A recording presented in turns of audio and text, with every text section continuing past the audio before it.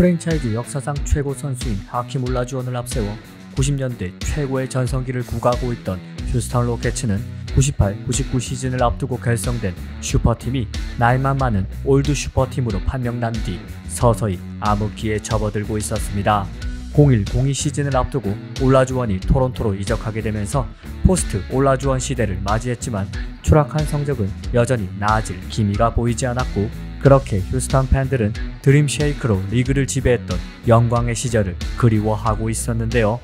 하지만 2002년 드래프트를 앞두고 로터리 추첨 확률 8.9%에 불과했던 휴스턴에게 예기치 못한 행운이 찾아왔고 1순위 지명권을 얻게 된 그들은 이어진 드래프트에서 포스트 하킴 올라주원 시대를 이끌어줄 새로운 빅맨으로 NCAA도 유럽 무대도 아닌 중국 출신의 야오밍을 선택했고, 이로써 NBA 역사상 최초이자 아마도 다시는 없을지도 모르는 아시아 출신 드래프트 전체 1순위 지명 선수가 탄생합니다.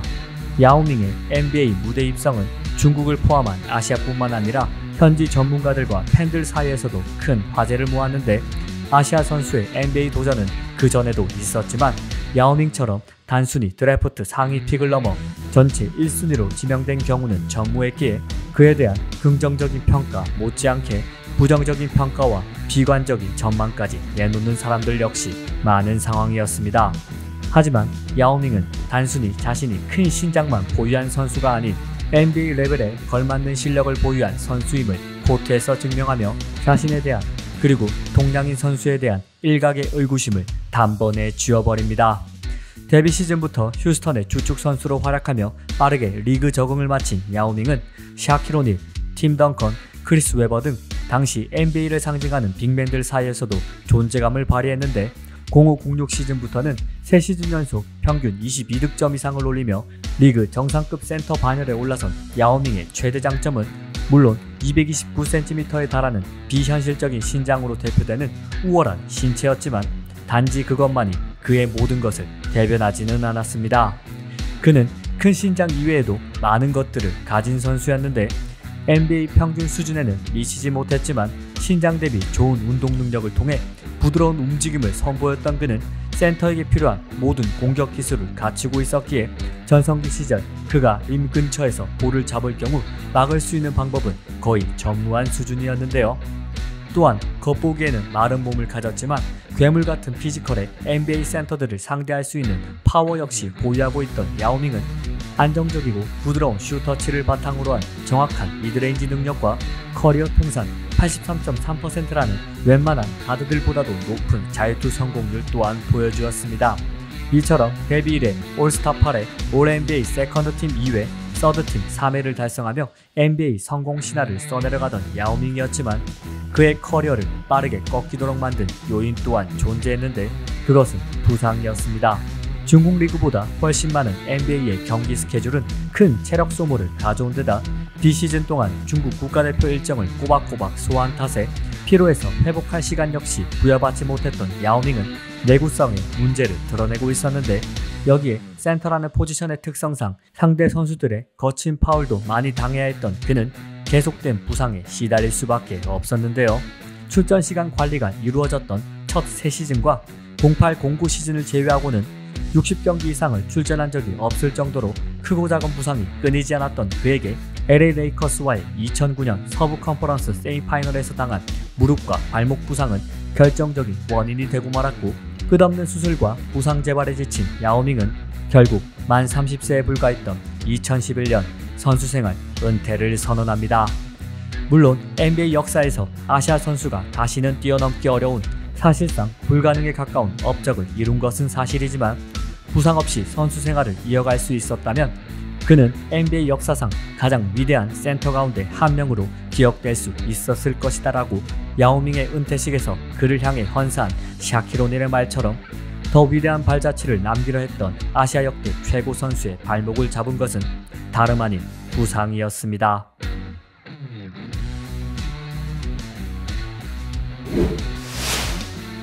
(1988년) 창단 이래 하위권을 전전할 수밖에 없었던 신생팀 샬럿 호네츠는 전체 1번 픽의 행운을 차지한 1991년 드래프트에서 프랜차이즈 역사를 바꿔줄 한 명의 선수를 지명하게 되는데, 그는 바로 네바다 대학 출신 빅맨 레리 존슨이었습니다.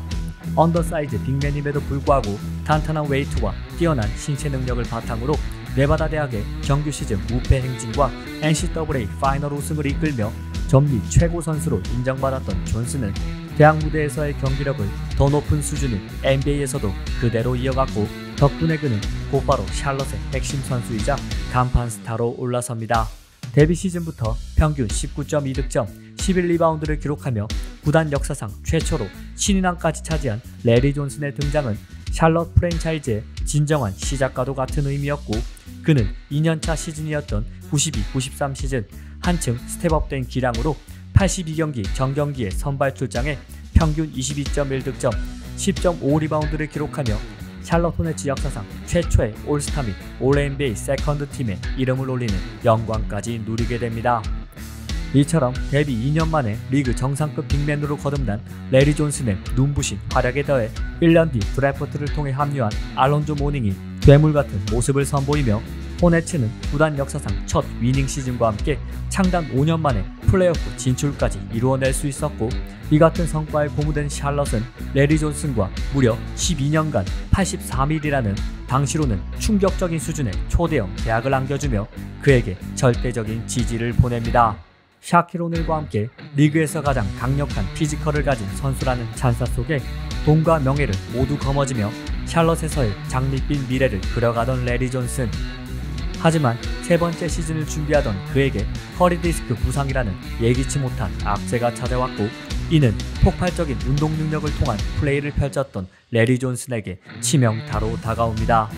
떨어진 운동 능력으로 인해 점프력과 파워, 그리고 순발력이 크게 감소하자 그는 페인트 존에만 머무는 것이 아닌 미드레인지와 3점슛까지 던지는 등 자신의 플레이 스타일을 변화시키며 경쟁력을 유지하려고 하였지만, 골밑에서 멀어진 레리 존슨은 그저 평범한 선수에 불과했고, 결국 팀 내 주도권 싸움 끝에 알론조 모닝을 마이애미로 보내고 정확히 1년 만인 1995년 여름 본인 또한 뉴욕으로 트레이드되며 샬럿과의 인연을 마감합니다. 약속했던 12년 가운데 고작 2년만을 보내고 말이죠. 메디슨 스퀘어 가든에 입성한 뒤에도 꾸준히 주전으로 출전하며 평균 두 자릿수 득점을 올리는 활약을 펼쳤지만, 부상 전 역동적인 무브먼트로 골밑을 지배했던 레리 존슨의 모습은 더 이상 재현되지 못했고, 그는 자신의 NBA 커리어에서 항상 첫 손에 꼽히는 1999년 인디애나와의 동부 컨퍼런스 파이널 3차전 경기 종료 5초를 남기고 터뜨린 극적인 동점 3점슛과 엔드원 플레이를 통해 뉴욕의 8번 시드 기적을 완성시킨 것을 마지막으로 이전에 강렬했던 존재감을 전혀 보여주지 못한 채 2001년 만 32세의 나이로 선수생활 은퇴를 선언합니다. 2006년 여름 포틀랜드 트레일 블레이저스는 프랜차이즈 최악의 시기를 보내고 있었습니다. 90년대 서부의 강으로 불렸던 그들의 성적은 끝없는 추락을 거듭하고 있었고, 라시드 월러스, 본지 웰스, 잭 랜돌프, 루벤 피터슨 등 포틀랜드 선수들은 스포츠면보다 사회면에서 더 자주 모습을 드러내면서 포틀랜드는 NBA 팬들로부터 제일 블레이저스라는 불명예스러운 별명까지 듣게 됩니다. 여기에 설상가상으로 로즈가든 아레나가 파산 직전 상태에까지 이르면서 성적과 구단 이미지, 재정 모두 나락으로 떨어져버린 포틀랜드는 반전이 절실한 상황이었는데, 이를 누구보다 잘 알고 있던 케빈 프리차드 당시 포틀랜드 단장은 2006년 드래프트를 통해 전환점의 계기를 마련하고자 했는데요. 팀의 미래를 책임질 선수로 시카고 불스와의 드래프트 데이 트레이드를 통해 텍사스 대학 출신 빅맨 라마커스 알드리지를 데려온 프리차드는 사실 한 명의 선수를 더 주목하고 있었는데, 그는 워싱턴 대학 출신 가드 브랜든 로이였습니다.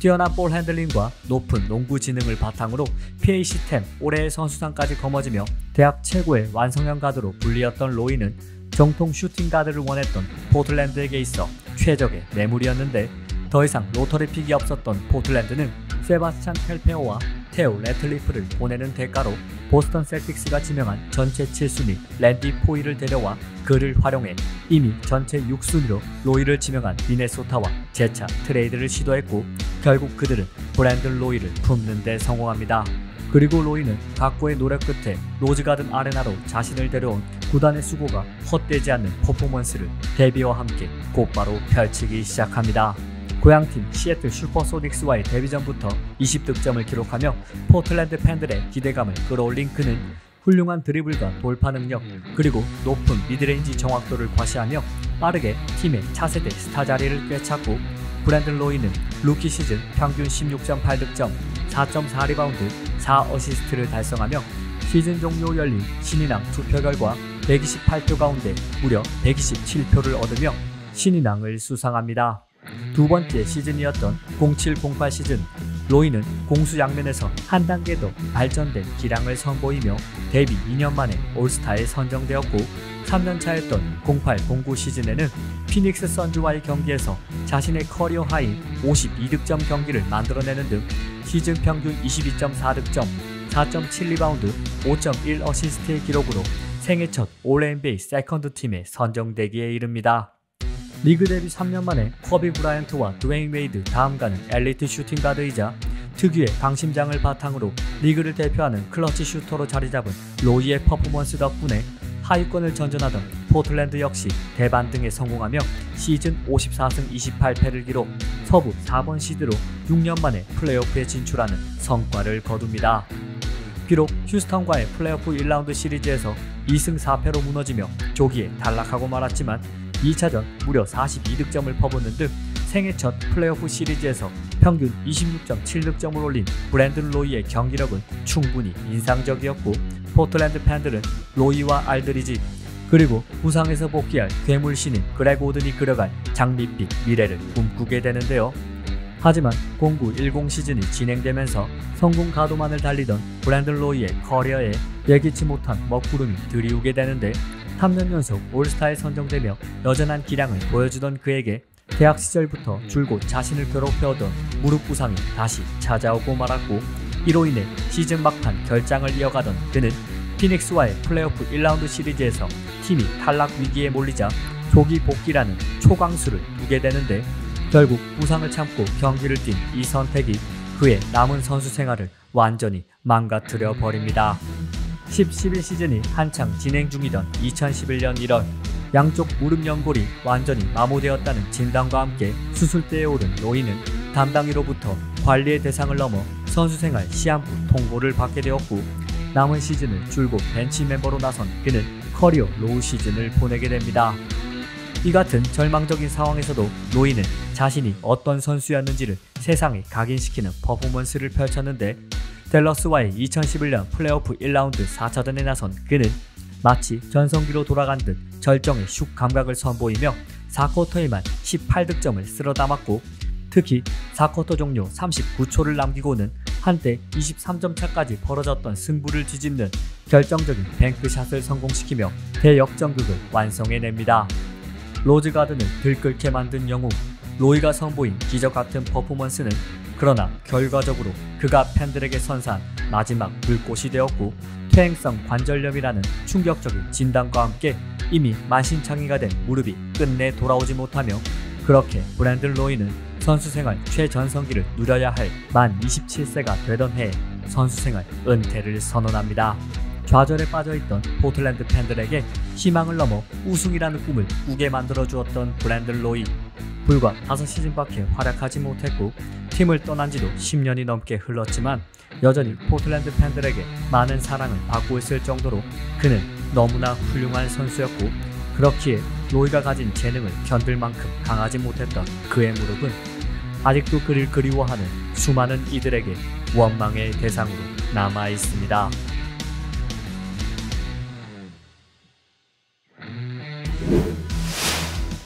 (1993년 4월 5일) 미시건 대학과 노스캐롤라이나 대학의 NCAA 토너먼트 파이널, 경기 종료 11초를 남겨두고 73-71 2점 뒤진 가운데 마지막 공격 기회를 잡은 미시건 대학의 등번호 4번 저지를 입은 선수는 자신에게 더블팀이 붙자 황급히 타임아웃을 요청합니다. 하지만 이미 타임아웃을 모두 소진한 상태였던 미시건 대학에게 더 이상의 기회는 허용되지 않았고, 결국 자신의 착각으로 인해 팀의 추격 찬스를 허무하게 날리며 패배의 원흉이 된 등번호 4번 저지의 선수는 훗날 타임아웃 사건으로 두고두고 회자되는 이날의 사건을 계기로 더 이상의 대학 생활에 대한 회의를 느끼며 NBA 드래프트 참가를 결정합니다. 90년대와 2000년대 리그를 주름잡았던 파워포워드 크리스 웨버의 NBA 커리어가 시작된 순간이었습니다. 1993년 드래프트 전체 1순위로 올랜도 매직에 지명된 후 곧바로 앤서니 하더웨이와의 트레이드를 통해 골든스테이트 워리어스의 유니폼을 입게 된 웨버는 루키 시즌 평균 17.5득점, 9.1리바운드, 3.6 어시스트의 기록으로 신인왕에 등극하며 대학 시절 전미 최고 빅맨이라는 평가가 허언이 아님을 입증했지만 아이러니하게도 자신을 그토록 원했던 돈 넬슨 감독과의 불화로 인해 단 한 시즌 만에 그는 워싱턴 블리츠로 떠나게 되는데요. 그러나 워싱턴을 거쳐 1998년 이적한 세크라멘토 킹스에서 그는 바야흐로 기량을 만개시키며 단순한 팀의 에이스를 넘어 리그를 대표하는 빅맨으로 올라섭니다. 특유의 다재다능함을 무기로 빅맨으로서의 플레이뿐만 아니라 208cm의 신장임에도 뛰어난 패싱 능력과 미드레인지 능력까지 선보였던 웨버는 현대농구 빅맨들의 플레이를 2000년대 초반에 선보인 시대를 앞서간 빅맨이었고 이적 이후 5년 연속 올 NBA 팀 선정 및 4년 연속 올스타에 선정되며 선수생활 최전성기를 맞이한 그의 활약에 힘입어 세크라멘토 킹스 역시 프랜차이즈 최고의 황금기를 보내며 서부 최강팀 가운데 하나로 올라섭니다. 특히 서부 1번 시드 자격으로 나선 2002년 플레이오프에서 평균 23.7득점, 10.8리바운드를 올리며 세크라멘토를 서부 컨퍼런스 파이널에 올려놓은 그는 3핏에 도전하던 LA 레이커스를 상대로 5차전까지 3승 2패로 앞서며 대망의 파이널 진출에 단 1승만을 남겨두게 되는데 당시 극단적인 서구 동저의 흐름 속에 사실상의 우승 결정전으로 불렸던 해당 시리즈에서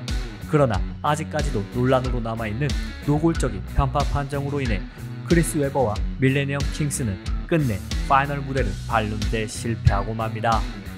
억울한 판정에 희생양이 되었음에도 실력으로 레이커스에 진 것이 아니었기에 웨버와 세크라멘토는 계속해서 우승 도전을 이어갈 수 있는 경쟁력을 갖고 있었지만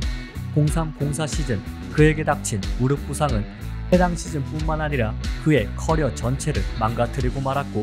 장기인 스텝을 자유롭게 구사할 수 없었던 그는 기동력과 운동 능력을 잃어버리며 공수양면에서 심각한 경기력 저하를 드러냅니다. 결국 예전의 기량을 전혀 회복하지 못하는 상황에서 웨버가 좁아진 팀 내 입지에 대한 불만까지 드러내자 세크라멘토는 04-05 시즌 도중 그를 필라델피아로 트레이드 시켰고 그렇게 탑 레벨에서의 경쟁력을 완전히 상실한 웨버는 이후 별다른 존재감을 보여주지 못한 채 선수생활 말년을 전임의 신세로 보내며 2008년 조용히 선수생활을 마감합니다.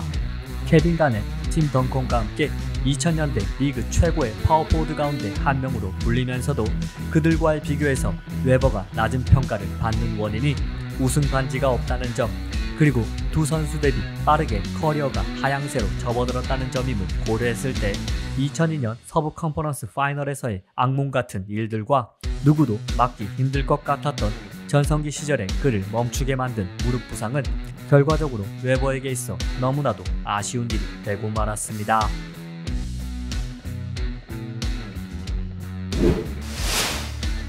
(2012년 4월 28일) 플레이오프 1라운드 시카고 불스와 필라델피아 세븐티식서스의 시리즈 1차전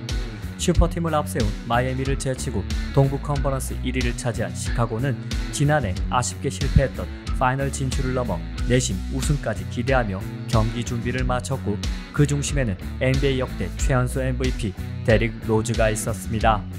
조던의 라스트 댄스를 끝으로 왕조시대의 영광을 뒤로한 채 2000년대 중반 거듭된 플레이오프 탈락을 경험하며 암흑기에 접어든 시카고 불스는 하지만 2008년 드래프트에서 일어난 기적으로 인해 극적인 반전을 맞이할 수 있었고 1.5%라는 극악의 확률을 뚫고 전체 1순위를 차지한 그들의 선택은 멤피스 주립대학을 NCAA 토너먼트 결승까지 이끈 전미 최고의 포인트 가드이자 시카고에서 태어나고 자란 로컬보이 데릭 로즈였습니다. 뛰어난 운동 능력을 바탕으로 마치 기어를 변속하는 것과 같은 엄청난 순간 가속도와 방향 전환을 무기로 득점과 어시스트의 발군의 실력을 과시한 그는 특히 자신의 전매특화와도 같은 헤지테이션과 크로스오버로 상대 수비를 초토화시키며 데뷔와 함께 리그에서 가장 핫한 라이징 스타로 떠오릅니다. 루키 시즌 신인왕 등극, 두 번째 시즌 올스타 선정에 이어 3년차 시즌이었던 10-11 시즌에는 높아진 외곽슛 능력과 업그레이드된 공격력으로 절정의 기량을 과시, 시즌 평균 25득점, 7.7 어시스트를 기록하며 만 22세의 나이에 역대 최연소 시즌 MVP까지 등극합니다. Too big, too strong, too fast, too good. 당시 로즈를 향한 헌사처럼 리그 전체에 충격을 안겨준 그의 센세이셔널한 활약과 더불어 조아킴 노아, 카를로스 푸조가 뒤를 받쳐주며 시카고는 동부의 새로운 강호로 떠올랐고, 여기에 탐 티보드 감독의 뛰어난 수비 전술까지 빛을 발하며 그들은 10-11 시즌과 11-12 시즌 2년 연속 동부 최강의 자리를 차지하는데요. 2011년 컨퍼런스 파이널 패배의 아픔을 되갚기 위한 시카고 불스의 여정은 로즈를 비롯한 주전 선수들의 잦은 부상으로 인해 시즌 동안 고비를 맞기도 했지만, 말미에는 대부분의 선수들이 컨디션을 회복했고, 그렇게 플레이오프에 대한 그들의 기대감은 높아져만 갔습니다. 플레이오프 1라운드 시리즈의 상대로 8번 시드 필라델피아를 만난 시카고는 홈에서 열린 1차전부터 데릭 로즈, 조아킴 노아, 루올 등의 활약을 내세워 예상대로 앞서 나갔고, 경기 종료 1분 전 12점 차까지 차이를 벌리며 시카고의 무난한 승리가 예상되던 시점. 그러나 시리즈 판도뿐만 아니라 시카고 불스 구단 전체의 운명, 그리고 로즈의 선수 생활까지 송두리째 바꿔놓은 일이 벌어지고 마는데, 드리블 돌파를 하던 로즈는 점프 후 착지하는 과정에서 무릎 통증을 호소하며 쓰러지고 말았고, 끝내 일어서지 못한 채 코트를 떠난 그는 정밀 검사 결과 왼쪽 전방 십자인대 파열 진단을 받게 되면서 시즌 아웃되는 일이 벌어집니다. 당시 로즈를 후원하고 있던 아디다스 광고처럼 로즈의 공백은 시카고 도시 전체가 멈춰버리는 것과 같은 일이었고, 이후 조아킴 노아까지 3차전 발목이 꺾이는 부상을 당하며 1, 2옵션을 모두 잃은 시카고는 결국 필라델피아에 시리즈를 내주며 8번 시드 기적의 희생양이 되고 마는데요. 하지만 비극은 어쩌면 지금부터 시작이었습니다. 12-13 시즌을 통째로 날려버린 로즈는 13-14 시즌 시범 경기를 통해 복귀를 날렸지만 단 10경기만을 소화한 뒤 이번에는 오른쪽 무릎 내측 반월판 연골파열 부상으로 수술대에 오르게 되었고, 다음 시즌에도 햄스트링 부상에 이어 오른쪽 무릎 내측 반월판 연골 부상이 재발하며 또다시 이탈하고 맙니다. 15-16 시즌을 앞두고는 아나골절 부상까지 당한 데릭 로즈는 이미 여러 번의 부상과 수술로 인해 과거에 보여줬던 역동적인 움직임과 화려한 무브를 잃어버린 상태였기에 복귀 후에도 별다른 활약을 펼치지 못했고, 결국 시즌 종료 후 뉴욕 닉스로 트레이드되며 짧지만 강렬했던 시카고에서의 커리어를 마무리합니다. 뜻하지 않은 부상으로 인해 젊은 나이에 은퇴를 할 수밖에 없었던 다른 선수들과 달리 로즈는 시카고 불스를 떠난 이후로도 8시즌이나 더 활약하며 30대 중반까지 선수 생활을 이어갔고, 그 가운데 미네소타 팀버울브스 소속이던 2018년 11월 자신의 한 경기 커리어 하이인 50득점 경기를 만들어내며 지켜보던 많은 이들에게 깊은 감동을 선사하기도 했지만, 로즈가 불스의 붉은 유니폼을 입고 펼쳤던 퍼포먼스가 너무나도 훌륭했기에 전임의 신세로 전락한 그의 모습은 안타까움만을 전해줄 뿐이었는데요. 세상의 모든 일, 특히 스포츠 분야에서 만약이라는 가정은 무의미하다는 것을 잘 알고 있지만, 데릭 로즈의 운명도 시카고 불스의 역사도 리그의 판도도 분명 달라졌을 것입니다. 2012년 4월 28일 그날을 달력에서 찢어버릴 수만 있다면 말이죠.